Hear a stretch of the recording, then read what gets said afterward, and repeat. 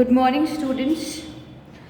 So, in the previous slides, we were discussing about executives.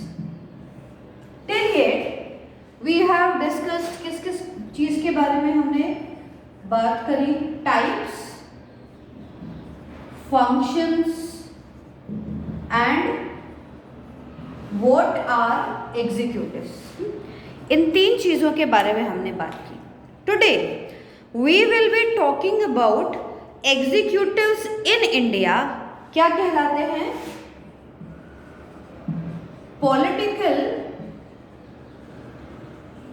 Executives in India. What are they? कौन कौन से होते हैं, क्या क्या काम करते हैं, कैसे इनका जुरिडिक्शन एंड ऑल, ये सारी चीज़ें होती हैं. इन सभी चीज़ों के बारे में जो है हम लोग आज बात करने वाले हैं. देखो, पूरे गवर्नमेंट का स्ट्रक्चर जो है उस सब के बारे में हम बात करेंगे, क्योंकि पॉलिटिकल एग्जीक्यूटिव में कौन कौन आ जाता है. पॉलिटिकल एग्जीक्यूटिव में आपका सबसे पहले आ गए हमारे प्रेसिडेंट साहब, फिर पीएम हमारे प्राइम मिनिस्टर, उसके बाद आ गए हमारे वाइस प्रेसिडेंट, और इसके बाद पूरा कैबिनेट ऑफ मिनिस्टर्स कैसे काम करते हैं, कैसे क्या है, these things we will be discussing. तो हम शुरू करेंगे. द गवर्नमेंट ऑफ इंडिया जो है often abbreviated as GOL, government of India, इसको जनरली हम GOL बोल देते हैं. क्या है ये? Is Union government created by the constitution of India. अब उन्होंने तीन मेन पिलर्स बना दिए इसके: legislative, executive and judicial authority of the Indian union. अब और उन पूरे इंडिया को डिवाइड कर दिया किसमें? डिफरेंट स्टेट्स और यूनियन टेरिटरीज ने. तो और ये बन के एक पूरा डेमोक्रेटिक रिपब्लिक बनाते हैं. अच्छा, इसकी जो कैपिटल है वो न्यू दिल्ली में है. एग्जीक्यूटिव्स क्या होते हैं? सबसे पहले हेड ऑफ द स्टेट है. हेड ऑफ द स्टेट कौन है? हमारा प्रेसिडेंट है. उसके बाद हमारे हेड ऑफ द गवर्नमेंट है, प्राइम मिनिस्टर है. मेन ऑर्गन क्या है इसका? कैबिनेट मिनिस्ट्री जो है हमारी, वो मेन ऑर्गन है. इसके बाद हेड ऑफ सिविल सर्विसेज जो हैं, ये मीटिंग प्लेस क्या होता है इनका? जनरली सेंट्रल सेक्रेटरीट होता है. रिस्पॉन्सिबल किसके लिए? लोकसभा के जो है उनके उन लोगों के प्रति रिस्पॉन्सिबल होते हैं, वो लोग क्योंकि हमारे प्रति रिस्पॉन्सिबल होते हैं. So we can say that the executive of government is one that has sole authority and responsibility for the daily administration of the state bureaucracy. इन लोगों के ऊपर पूरी जिम्मेदारी और रिस्पॉन्सिबिलिटी होती है कि रोजमर्रा का एडमिनिस्ट्रेशन कैसे चलाया जाए. Now the division of power into separate branches of government is central to the republican idea of the separation of powers. अब हमारे इंडिया में क्या है?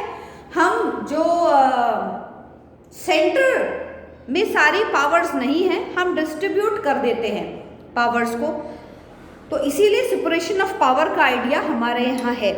तो हमारे एग्जीक्यूटिव्स में सबसे पहले कौन आता है? सबसे पहले आते हैं हमारे प्रेसिडेंट साहब. Now the executive power is vested mainly किसमें है? सबसे ज्यादा प्रेसिडेंट ऑफ इंडिया. और ये कौन बोल रहा है? ये आप और मैं नहीं बोल रहे हैं, ये कॉन्स्टिट्यूशन का आर्टिकल 53(1) ये बता रहा है कि executive power is vested mainly in president of India. ये हमारा कॉन्स्टिट्यूशन बता रहा है. The president has all constitutional powers and exercise them directly or through the subordinate officers. और ये किसमें की लिखा है? ये सारी चीजें 53 आर्टिकल 53(1) में कॉन्स्टिट्यूशन की लिखी हुई है कि जो प्रेसिडेंट है वो डायरेक्टली या अपने सबॉर्डिनेट्स के थ्रू इन सारी कॉन्स्टिट्यूशनल पावर्स को एंजॉय करेगा। अब the president is to act in accordance with aid and advice which are tendered by Prime Minister who leads the Council of Minister, और ये किस में डिस्क्राइब्ड है? Article 74 of constitution of India. अब क्या बात बनी? बात ये बनी कि मेनली हमारे कॉन्स्टिट्यूशन के अकॉर्डिंग मेनली सारी पावर्स जो हैं, जो कॉन्स्टिट्यूशनल पावर्स हैं, वो किस में वेस्ट कर रही हैं? प्रेसिडेंट में। अब प्रेसिडेंट इनको कैसे एंजॉय करेगा? डायरेक्टली हमारे यहाँ नहीं कर सकता। क्यों नहीं कर सकता? क्योंकि हमारे यहाँ प्रेसिडेंशियल फॉर्म ऑफ गवर्नमेंट नहीं है, हमारे यहाँ पार्लियामेंट्री फॉर्म ऑफ गवर्नमेंट है। अब किसके थ्रू करेगा? वो करेगा प्राइम मिनिस्टर, और प्राइम मिनिस्टर की जो कैबिनेट मिनिस्ट्री है उसके थ्रू इन सारी पावर्स को ये एंजॉय करेगा। ये किस में लिखा हुआ है? ये कॉन्स्टिट्यूशन का आर्टिकल कौन सा? 74 हमको बता रहा है। अपनी मर्जी से कोई काम नहीं कर रहा है, सब चीजें जो हैं वो ऑलरेडी हमको हमारे कॉन्स्टिट्यूशन में इनबिल्ड हुई हैं। अब द काउंसिल ऑफ मिनिस्टर्स जो है, they remain in power during the pleasure of president. However in practice the council of ministers must retain the support in the Lok Sabha. अब वैसे तो हम कहते हैं जब तक प्रेसिडेंट चाहेगा, जब तक मिनिस्टर्स और ये जो हमारी ब्यूरोक्रेसी है इन 3 फॉर्मेट में वो काम करेंगे, ये कॉन्स्टिट्यूशन में लिखा हुआ है। लेकिन प्रैक्टिकली हम क्या देखते हैं? हम प्रैक्टिकली ये देखते हैं कि लोकसभा जो है हमारी वो 5 साल के लिए काम करती है। तो बहुत सारी चीज़ों में जब ये अब आप पढ़ोगे कॉन्स्टिट्यूशन को, आप देखोगे कि प्रैक्टिकल और रिटन इन दोनों फॉर्म्स में कहीं ना कहीं हमको कॉन्ट्राडिक्टरी स्टेटमेंट्स मिलेंगे। फर्दर हम जब पढ़ेंगे आगे तब उन चीज़ों के बारे में क्लैरिफाई होगा। The president is responsible for appointing many highly officials in India. बहुत सारे हाई क्लास ऑफिशियल्स जो हैं उनको कौन? हमारे प्रेसिडेंट साहब जो है वो इलेक्ट करते हैं। इलेक्ट नहीं करेंगे, अपॉइंट करते हैं, ज़्यादा ठीक होगा कहना। कौन कौन है ये हाईली ऑफिशियल्स? कौन कौन से हैं? सारे स्टेट्स के गवर्नर कौन अपॉइंट करता है? प्रेसिडेंट अपॉइंट करते हैं। और गवर्नर क्या होता है? गवर्नर प्रेसिडेंट का रिप्रेजेंटेटिव होता है स्टेट में। चीफ जस्टिस और एंड अदर जजेस of supreme court and high court on the advice of other जजेस प्रेसिडेंट साहब अपॉइंट करते हैं। हालांकि इसमें सजेशन किसका होता है? प्राइम मिनिस्टर के सजेशन से वो ये सारा काम करते हैं। यहाँ हम देखते हैं प्रेसिडेंट अपने लेवल पर अकेला कुछ नहीं कर सकता, कुछ भी नहीं कर सकता जब तक इसको इनका सपोर्ट नहीं है। तो इसके आगे हम देखते हैं अटॉर्नी जनरल जो हैं उनका अपॉइंटमेंट प्रेसिडेंट साहब करते हैं। हमारे कंट्रोलर एंड ऑडिटर जनरल हैं, चीफ इलेक्शन कमिश्नर हैं, अदर इलेक्शन, तीनों जो इलेक्शन कमिश्नर हम पढ़ चुके हैं उनका, the chairman and members of UPSC union public service commission इनका, और जो ऑफिसर्स हैं जो कि IAS, IFS, IPS, central civil services के ग्रुप ए में जितने भी लोग आते हैं, ambassadors, high commissioners, those who will be sent to other countries, इनका अपॉइंटमेंट इनके सिग्नेचर के बिना नहीं होता। सिग्नेचर क्यों कह रही हूँ? क्योंकि असली काम ये कर रहे हैं, सिग्नेचर ये कर रहे हैं, इनके सिग्नेचर के बिना इनको भेजा नहीं जा सकता। मतलब इनडायरेक्टली सारे काम पीएम और उसके मिनिस्ट्री लेवल के लोग कर रहे हैं। किसके रिकमेंड? वो वो इनकी को कंसेंट भेजते हैं और ये उन पर सिग्नेचर्स करके भेजते हैं, तब वो काम होता है। तो सिग्नेचर्स क्योंकि प्रेसिडेंट के होते हैं तो हम इनडायरेक्टली क्या मानते हैं कि वही अपॉइंट कर रहे हैं। आगे जब हम देखते हैं तो हम देखते हैं कि द प्रेसिडेंट जो है हमारा वो और क्या करता है, वो कमांडर इन चीफ होता है सारी आर्म्ड फोर्सेस का। हमारे एयरफोर्स, आर्मी और नेवी, हमारे तीनों फोर्सेस के कमांडर इन चीफ कौन होते हैं, हमारे प्रेसिडेंट साहब होते हैं। अब the president of India can grant a pardon माफी टू और माफी कर सकते हैं या reduce the sentence of a convicted person for one time. बहुत सारे लोग केसेस में माफी की अपील लेके जाते हैं, राष्ट्रपति के पास जा सकते हैं। करंटली निर्भया केस में आपने देखा है चारों विक्टिम्स जो है अपनी माफीनामा लेके उनके पास पहुंचे। अब जैसे पनिशमेंट ऑफ डेथ है मिली थी उनको, उसको लेके पहुंचे, लेकिन कुछ हुआ नहीं, लेकिन जा सकते हैं हम इस तरह से। अब द डिसीजन क्या होगा, involving pardoning and other rights by the president are independent of the opinion of the prime minister of Lok Sabha. सिर्फ ये ही केस ऐसा है, पार्डनिंग, ये एक ऐसा केस है जहां पर प्रेसिडेंट अपना इंडिपेंडेंट ओपिनियन दे सकता है। वहां पर उसको पीएम, कैबिनेट मिनिस्टर किसी से भी कंसल्ट करने की जरूरत नहीं है, वो उसका इंडिविजुअल डिसीजन होगा। अब in most other cases however the president exercise his or her executive power on advice of prime minister। Sentence of death जो है इस पर डिसीजन लेने के अलावा कोई भी और काम ऐसा नहीं है जो प्रेसिडेंट हमारा इंडिविजुअली कर सकता है या उसको राइट्स हैं करने के। कहने को सब कुछ है लेकिन और कुछ नहीं है। इसके बाद हम देखते हैं सेकेंड इंपॉर्टेंट पर्सन जो आता है हमारे एग्जीक्यूटिव हायरार्की में, वो आते हैं हमारे vice president of India. The Vice President is the second highest constitutional position in India after President. The Vice President क्या है? He represents the nation in the absence of the President and takes charge as acting President in the incident of resignation, impeachment. Impeachment means महाअभियोग प्रस्ताव चल रहा हो। महाअभियोग प्रस्ताव कैसे होता है? प्रेसिडेंट के अगेंस्ट में, मतलब उसके अगेंस्ट में लोकसभा में चल रहा हो कि इन्होंने कुछ अनकॉन्स्टिट्यूशनल वर्क किया है जिसकी वजह से इनको इनके पद से हटाया जाए, और रिमूवल ऑफ प्रेसिडेंट। इन तीन कंडीशंस में वाइस प्रेसिडेंट जो हैं वो एक्टिंग प्रेसिडेंट का काम करते हैं। वाइस प्रेसिडेंट जो होते हैं they also has the legislative functions. क्या होते हैं? लेजिस्लेटिव फंक्शंस होते हैं इनके acting as the chairman of Rajya Sabha. The vice president is elected indirectly by members of an electoral college consisting of the members of both the houses of the parliament in accordance with the system of proportional representation। हमने पढ़ा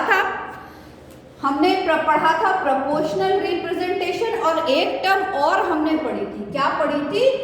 FT system. यहाँ हम देखते हैं president PM है, हमारे बाकी minister MLA हैं, एमपीज हैं, इनका चुनाव हो रहा है ऐसे, और वाइस प्रेसिडेंट का चुनाव हमारा हो रहा है proportional representation by means of single transferable vote, and the voting कैसे होती है? By secret ballot. और वो कौन कंडक्ट कराता है? हमारा इलेक्शन कमीशन जो है वो इन सारी चीज़ों को कंडक्ट कराता है। वाइस प्रेसिडेंट का कोई बहुत एक्टिव रोल नहीं होता है, लेकिन अगर प्रेसिडेंट नहीं हो तो उनके एब्सेंस में कौन काम करेगा? उसके लिए वाइस प्रेसिडेंट का रोल है। थर्ड सबसे इंपॉर्टेंट एग्जीक्यूटिव जो हमारे आते हैं वो है हमारे प्राइम मिनिस्टर। सबसे इंपॉर्टेंट पोस्ट है हमारी डेमोक्रेसी में प्राइम मिनिस्टर की, क्योंकि प्रेसिडेंट और वाइस प्रेसिडेंट रबर स्टैंप है हमारे वो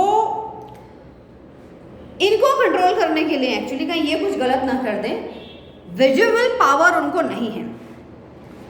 अब the prime minister of India as addressed in the constitution of India is the chief of the government, chief adviser to the president, head of council of ministers and the leader of the majority party in the parliament. ये चार चीजें हैं जो PM की होती हैं। क्या होती हैं? गवर्नमेंट का चीफ है, प्रेसिडेंट का चीफ एडवाइजर की तरह काम करेगा, काउंसिल ऑफ मिनिस्टर्स का हेड होगा और मेजॉरिटी पार्टी जो होगी पार्लियामेंट की उसका लीडर होगा। तो जो प्राइम मिनिस्टर है हमारा, he leads the executive of the government in India. तो सारा दारोमदार जो है वो इनके कंधों पर रहता है। अब the prime minister is the senior member of cabinet in the executive of government in a parliamentary system जो हमारे यहाँ है। The prime minister he selects and can dismiss other members of the cabinet. Cabinet ministry में जितने भी लोग रहेंगे ये कौन डिसाइड करेगा? होली सोली पीएम। जिसको प्राइम मिनिस्टर चाहेंगे वो कैबिनेट ऑफ मिनिस्ट्री में रहेंगे, जिसको वो नहीं चाहेंगे वो नहीं रहेंगे। सो हम देखते हैं कि काफ़ी ज़्यादा स्ट्रॉन्ग पोजीशन पे ये रहते हैं। He also allocates post to members within the government. He is the presiding member and chairman of cabinet and is responsible for bringing a proposal of legislation. The resignation of death of prime minister dissolves the cabinet. जैसे शास्त्री जी की जब death हुई थी, नेहरू जी की जब death हुई थी, they both were officiating prime ministers, working prime ministers थे। तो सबकी अपनी कैबिनेट मिनिस्ट्री होती है। प्राइम मिनिस्टर को पद से हटा दिया जाता है, डेथ हो जाती है, कोई भी रीजन होता है, तो खाली इसके साथ साथ पूरा कैबिनेट डिसॉल्व हो जाता है। नेक्स्ट जो प्राइम मिनिस्टर आएगा वो उस सारी कैबिनेट को अपने अकॉर्डिंग रीबिल्ड करेगा। हो सकता है वो उन्हीं को रखे, और ये लेकिन ये उसकी विल एंड विश पे डिपेंड करता है कि वो उन लोगों को रखेगा या नहीं रखेगा।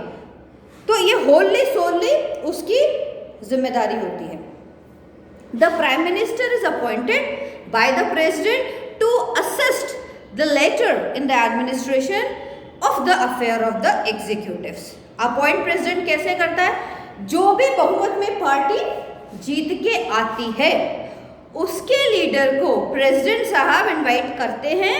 किस चीज़ के लिए करते हैं? अपना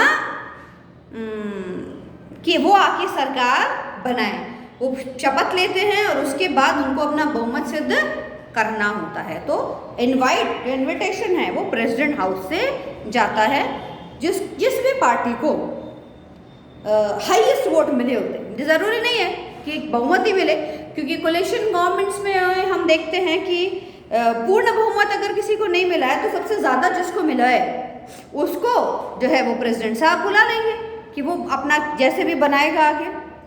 इसके बाद हम देखते हैं कैबिनेट मिनिस्ट्रीज एंड एजेंसीज।